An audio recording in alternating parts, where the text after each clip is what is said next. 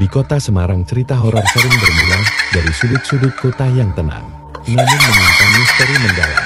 Salah satunya adalah cerita nyata dari sebuah rumah tua peninggalan zaman kolonial Belanda di kawasan Kota Lama. Rumah tua ini dikenal sebagai rumah berhantu oleh warga sekitar. Sudah puluhan tahun rumah itu kosong dan jarang disentuh manusia. Konon, pemiliknya dulu adalah seorang pejabat Belanda yang terkenal kejam kepada penduduk lokal. Setelah meninggal secara misterius, rumah tersebut perlahan mulai menyimpan kisah kelam. Suatu malam, seorang pemuda bernama Rian penasaran dengan cerita mistis yang ia dengar dari teman-temannya. Dengan rasa penasaran yang bercampur takut, Rian mengajak dua temannya, Lagos dan Wahyu, untuk mengeksplorasi rumah tersebut. Mereka bertiga memutuskan masuk ke rumah itu tepat tengah malam. Begitu masuk, hawa dingin langsung menyambut. Lampu senter yang mereka bawa tiba-tiba meredup, seolah ada kekuatan yang menyedot energi dari baterainya. Tiba-tiba, terdengar suara pintu terbanting keras dari ruangan yang tidak terlihat. Ketika melangkah lebih dalam, mereka mendengar suara bisikan pelan yang tidak jelas sumbernya. Semakin mereka abaikan, suara itu justru semakin terdengar jelas, berubah menjadi ratapan seorang wanita yang terdengar menyayat hati. Ketakutan mulai menyelimuti mereka. Agus mencoba menenangkan temannya sambil tetap berjalan.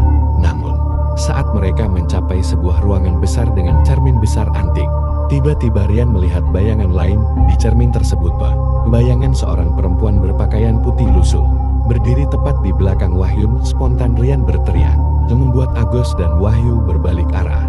Tetapi bayangan perempuan itu hilang seketika diiringi suara cekikikan pelan yang menyeramkan. Tidak lama kemudian, terdengar suara ketukan keras dari lantai atas rumah itu. Diikuti suara langkah kaki berat seolah seseorang sedang berjalan mendekati tangga.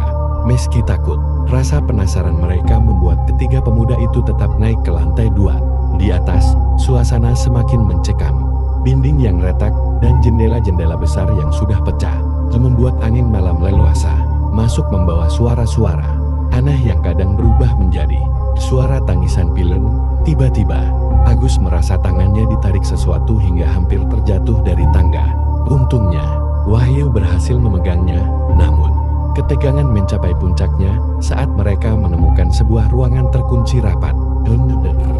Yang pintunya tiba-tiba terbuka sendiri dengan suara berderit keras dan panjang, seolah mengundang mereka masuk. Di dalam ruangan itu, sebuah kursi goyang bergerak sendiri tanpa ada yang mendudukinya. Dan samar-samar terdengar suara tawa lirih yang berubah menjadi jeritan tajam, yang membuat bulu kuduk mereka berdiri.